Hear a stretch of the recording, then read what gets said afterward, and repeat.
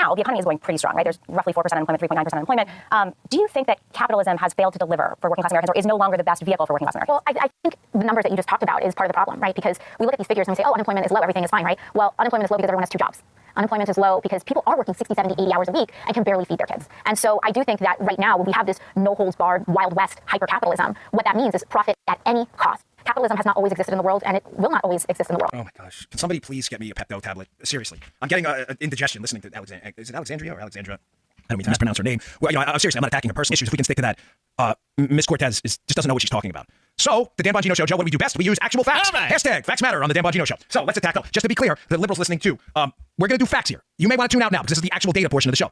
So, if the premise here is that unemployment is low because there's an unusual number of people working 2 jobs, you would think the data would belie that. What did I do? What I always do, I'm helping you out. I'm going to attach an article in the show notes from AEI.org. Go to Bongino.com, subscribe to my email list. I will email this stuff to you every day that actually has the numbers about people working. Joe, what is the data on people working 2 jobs?